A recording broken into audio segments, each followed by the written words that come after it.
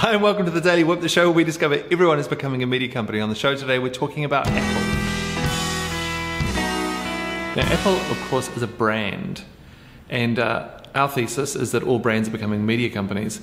And so we're going to figure out how Apple's becoming a media company. Apple for a long period of time has been a rising star.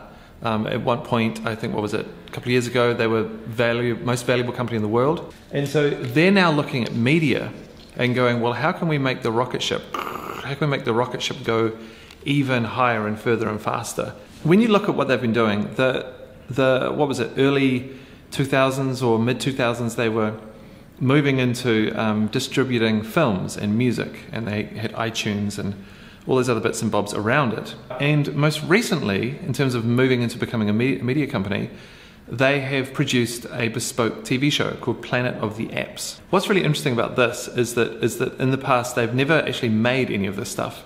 It's always just been a conduit or a platform to sell other people's stuff. And now they've produced their own TV show. And this is kind of momentous because you can now see what they can do next. So let's have a look at the strategy as to why they've made their own TV show.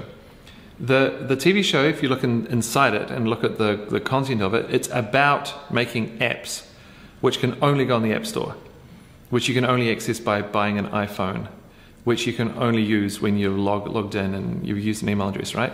So that's one piece of it. It becomes pretty rock solid. The TV show is about using stuff on your iPhone, but you need an iPhone to do it. Secondarily to that, the TV show is only distributed on their closed network. This is what a lot of brands don't have, that Apple actually has, is they have a distribution network. The use of making their own TV show that's only available on Apple Music, which God knows why it's called Apple Music when it has films and TV shows on it, but it is. The subscription service, so a little bit like Spotify. In the past, iTunes was just open, you could look at anything, but you had to pay per piece. Well, not per use, but per piece. Now it's a subscription model, and you can just access the library. So I think Spotify's kind of changed how they do business, which is pretty cool. And of course, Netflix. So now that they have this closed network, they have their own subscription model to entertainment, and they're now creating their own entertainment. They are becoming a media company to get people in to use their products and services to then become a customer. What is reversed about the way Apple is doing it compared to most of the other brands is that their content is not freely available on any platform. You cannot watch Planet of the Apps on YouTube. You cannot watch it on Twitter, on Facebook, and you cannot watch it on Instagram, right? You can only watch it on Apple Music.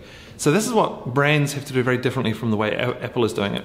Apple has got a controlled distribution system. It's a subscription only. You have to sign up to a subscription, even though it has like a 30-day trial, to even access their content. They distribute promos of the content on all those other platforms, and other people download them and upload them over and over again. And that's kind of, for their strategy, that's kind of fine, because it's just promos to get people to go to Apple Music.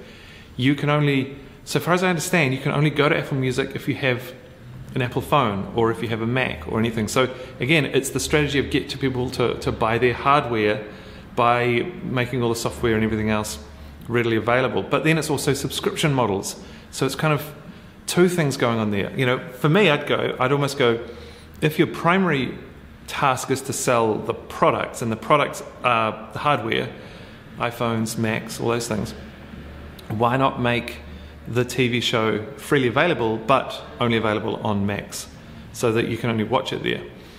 It seems kind of counterintuitive that it's not freely available, so you're looking for subscription revenue and hardware revenue out of the same thing, but maybe it's because it's a locked thing and it's hard to split those two things apart. When you look at their strategy, it makes some sense.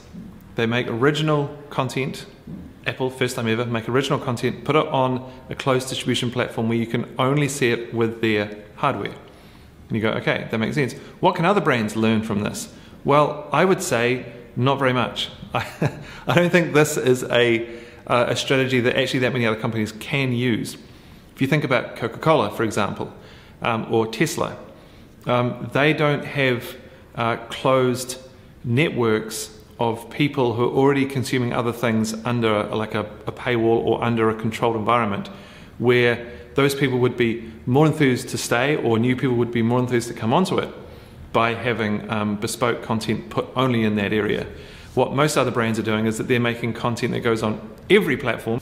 They're put out on all of these places to capture the interest of people, to go, your content is solving my problem, or displaying the problem that I want solved really, really well. I agree with it. I want to then come and see what you might offer to solve it with your services and products. So I think the outline to this is that brands don't really have a lot to copy out of what Apple has just done, other than Apple has made true entertainment. Like, I've watched a couple of episodes and they're entertaining. I think this whole pitching and raising money as entertainment is sort of coming to its end. You know, we've had Dragon's Den, we've had Shark Tank, we've had all those things for a number of years, and now this is coming along, and it feels a little bit like, you know, we're at the end. People are like, okay, I get it, just build some real businesses and make actual money. We're all a little bit tired, but the idea that they're actually making true entertainment is great. And then you can look at, again, companies that we've talked about before, like Red Bull, a soft drink company, and they make bespoke entertainment around extreme sports. So if you are a brand and you're looking at this, you could think about, how do I make bespoke entertainment around my theme, which can bring people back over and over again, and that will bring people into your web of lies, and you'll be able to sell them some stuff. So yeah, that's all I wanted to say. See you tomorrow.